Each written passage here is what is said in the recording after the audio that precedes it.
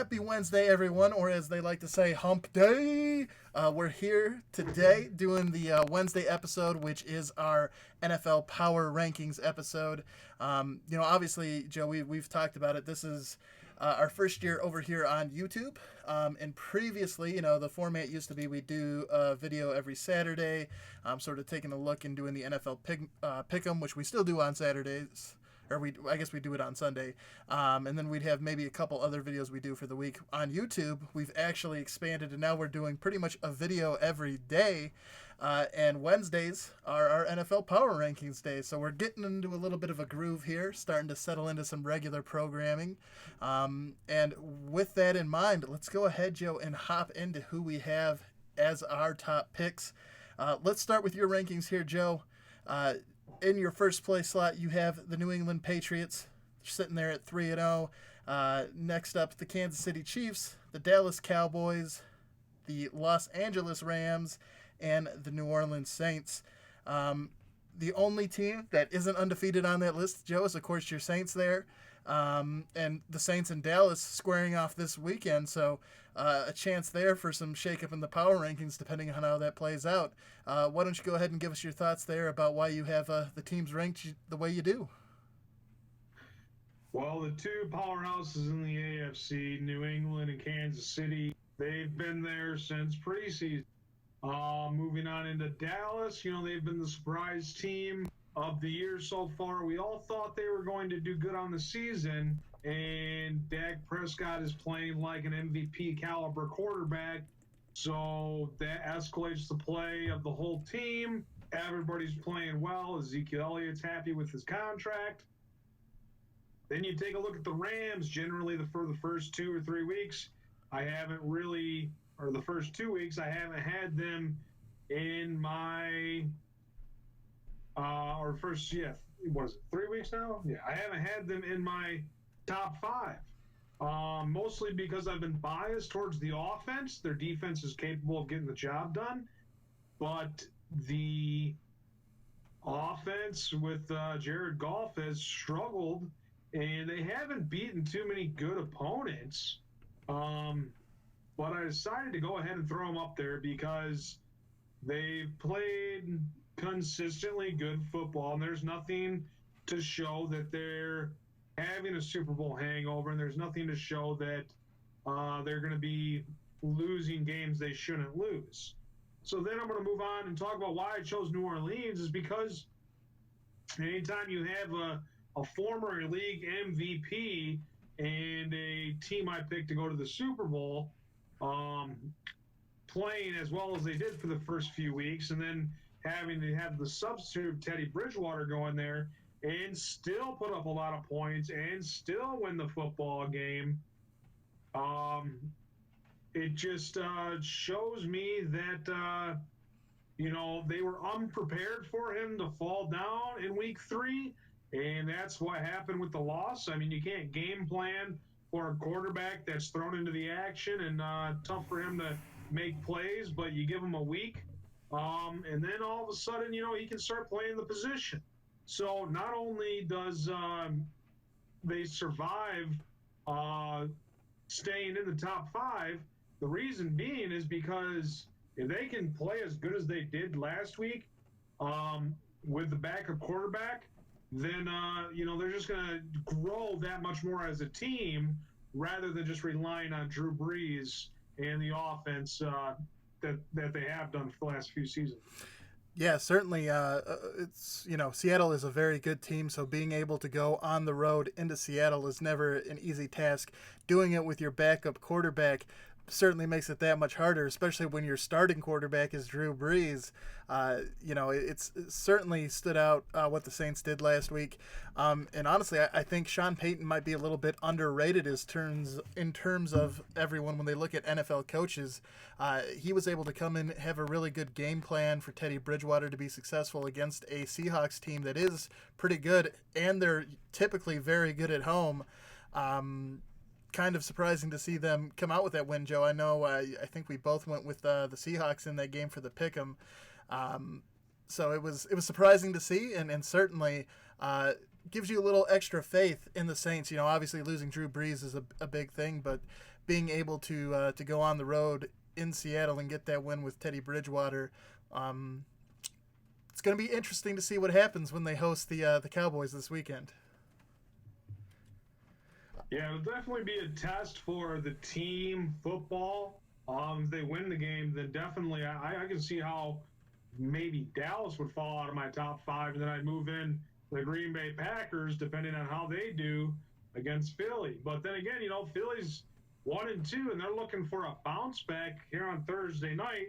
And every time we choose the favorite team on Thursday Night Football, the upset happens. So you're probably going with Green Bay. I'm hesitant. I might want to choose Philly, but that's for tomorrow. So we'll leave it at that. But hey, at least that way one of us has to get it right, unless they tie, and then we'll, that could be the outcome if we pick different teams. They might just tie.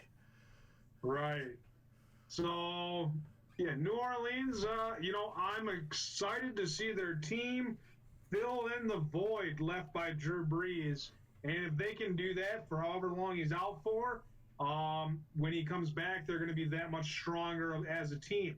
Kind of like an injury. Anytime you get an injury, I know for me, I rolled my ankles, I broke my leg. Now, anytime I roll my ankle or twist it the wrong way, I bounce right back up. There's no sprain, no tear, and it's stronger than it was before. So, it's injury. It's kind of an injury to the team. So maybe they'll heal, recover, and they'll be that much stronger when he comes back. Yeah, certainly. If they can get things going with Teddy Bridgewater, and then you get to bring Drew Brees back, as long as he's healthy and can play at a good level, certainly you got to imagine that it's if you're upgrading that position, they can keep that going and potentially snowball from there. So going to be interesting to see what happens with the Saints moving forward. And taking a look at my rankings here, yours at least had some movement, Joe. There were, I think your top 3 teams stayed the same, but mine are exactly the same as they were last week. All 5 teams staying in the exact same order. All 5 teams 3-0. 2 of the teams are playing 2 other undefeated teams. We have the Patriots. They're taking on Buffalo, who is surprisingly 3-0, and of course our Detroit Lions hosting Kansas City this weekend. So really, kind of a boring power rankings for me. Didn't change at all. Really, each team won last week. I don't necessarily have the greatest feeling about what the Packers did against the Broncos. Philip Lindsay was able to get it going a little bit against them, but overall, nothing really, with them winning the games they should have, I just kept it the same, and we'll see how it progresses there. And another big reason why, one of the differences between mine and yours ranking, Joe, is obviously my inclusion of the Packers. We talked about it yesterday when we were doing the Kings of the North segment about them being, currently they're the number 1 team in the NFC North, and the NFC North being the most competitive division and potentially the best division in all of the NFL. It felt pretty comfortable keeping them in there at that number 5 slot because of that. They're currently number 1 in the toughest division. I think that's kind of what persuaded me to give them a spot in the top 5, or to help keep them in that spot for the top 5. Well, definitely much improved from last year, and defeating the Bears and the Vikings, of course, 2 good teams. Their defense is way better than it was last year. Yeah. Their offense has been able to outscore the opponent. They're looking like a complete football team. I'm just a Lions fan, and I'm not going to give credit to the Packers until I absolutely have to. So, I still feel like if, New Orleans is healthy and Green Bay is healthy, I think New Orleans would win that game. But seeing that tainted stain on New Orleans' record right now against Green Bay, if you had to pit the 2 against each other, you'd probably end up saying, well, yeah, I'm going to go with Green Bay. They're on a hot streak. They're feeling good about themselves. They're confident. They came out strong. There's no reason to doubt why they should be in the top 5. I'm just not giving them my top 5 respect right now. No worries. But yeah, I mean, I still have that Packers fandom, so I'm, that probably contributes too. I'm a little biased. I'm not going to lie to you. That helps keep them there. But certainly I think You mentioned their defense being much improved, and certainly they seem much better. The additions of Preston Smith and Zadarius Smith have really been great for them. Um, the offense has done what it's needed to do, but it still kind of feels like that Matt LaFleur, Aaron Rodgers thing hasn't fully gotten going yet. And so it's, as good as they have been, I think there's still another level they can reach if that offense can get a little more in sync, because right now they're inconsistent. They have drives where they look really good, like against the Bears, that drive where Aaron Rodgers marched down the field and threw that touchdown pass to Jimmy Graham. Packers looked great on that drive. The rest of that game, of course, they're playing the Bears defense, who is very good, but they just, they're not consistent. So that's the one area of the team, and it's surprising, that the defense is carrying the team at the moment, and Aaron Rodgers and company aren't the ones that are having to put the team on their back. Kind of a switch from years past. So going to be interesting to see what goes on with the Packers moving forward. And yeah, let's go ahead here and take a look at our media rankings. Of course, for this episode, we always take a look at these 5 different sources for their power rankings: ESPN, NFL.com, CBS Sports, Bleacher Report, and USA Today. You can see, for the most part, a lot of the same teams are up there. There's the only real standouts are CBS having the Packers as their number 2 rated team, and the USA Today, even after the loss to Kansas City, keeping, actually, I think moving the Ravens up from, they used to have, last week they were ranked 5. They've moved them up to their 3rd ranked team in the power rankings after that loss to the Chiefs. And I guess that kind of makes sense, Joe. We've I think, all through these first couple of weeks, we've had the Patriots number 1, the Chiefs number 2. And so the fact that, yes, the Ravens did lose to the second best team in the NFL, but they still were able to be successful in a game. They were in that game. Yes, they made some mistakes and ended up losing, but it felt like they at least had a chance to be competitive. And for my money, I wouldn't move them up in my rankings, but I kind of understand if you're going to be playing the second best team, and you played a competitive game against them. I could see why someone might be buying into the Ravens a little more, even though they didn't come out of Arrowhead with a win. Yeah, I'm not feeling as bad for choosing a team with a loss on the record in my top 5 after seeing Baltimore up there at number 3. But when you look at the 2 divisions, the AFC and the NFC, really it's balanced. There, the undefeated teams on both sides, the teams that are power ranked that both have 1 loss, these are like the elite teams of the NFL. You could evenly distribute, effectively, between the 2 conferences, even teams for probably 8, 4 AFC, 4 NFC, and have them be very similarly matched and ranked in power as powerhouses. So, it's like we're already getting a sense of who's going to be the teams in the playoffs this year. And, we're just going to have to wait and see if, injuries take place or if, upsets happen or trades or, it's only going to be week 4 tomorrow, start of it. So a quarter of the way through the season after Monday night's football game this weekend or this week.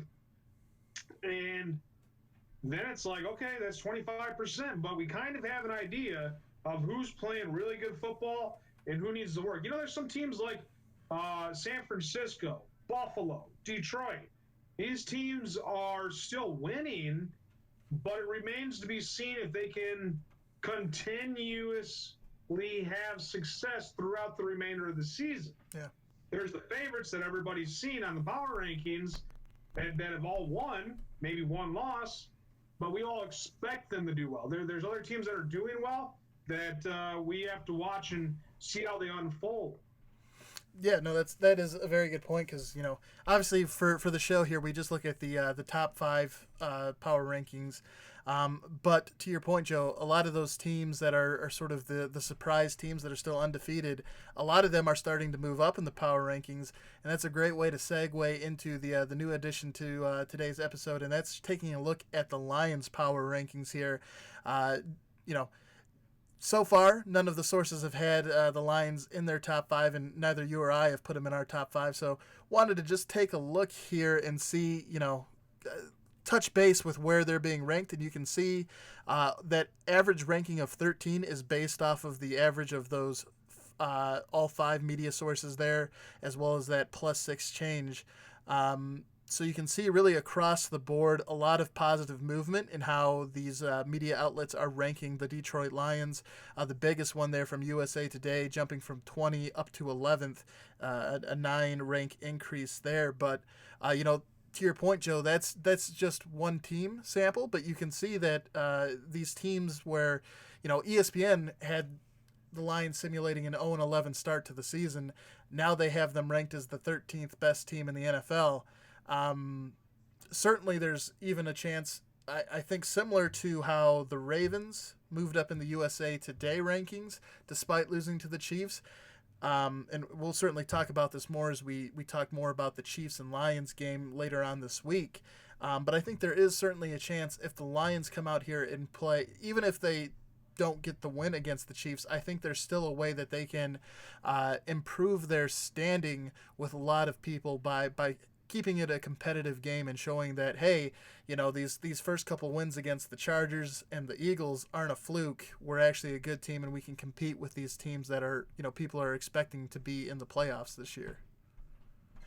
Well, how do we rank Detroit if they end up defeating the Chiefs? Yeah, if they beat the number 2 ranked team in a lot of people's rankings, it's at that point, they've beaten 3 straight playoff contenders. They're still undefeated. And the rest of their schedule looks favorable after Green Bay. They play Green Bay, best team on their schedule remaining. And then you look at everybody else they play for the remainder of the season, and you're like, they're all winnable games. Right now, you look at Kansas City and you say, that's the only game, really, and maybe one game against Green Bay that is not winnable. And you look at every other game, and you're like, they can win every other football game. Yeah, certainly they've proven here so far in the early part of the season they can be competitive. And you're right, the only one that I put as a hard loss is the Chiefs. I think really, unless the Chiefs make some really ridiculous mistakes or if Patrick Mahomes gets hurt, I don't necessarily think there's a way that the Lions can win the game.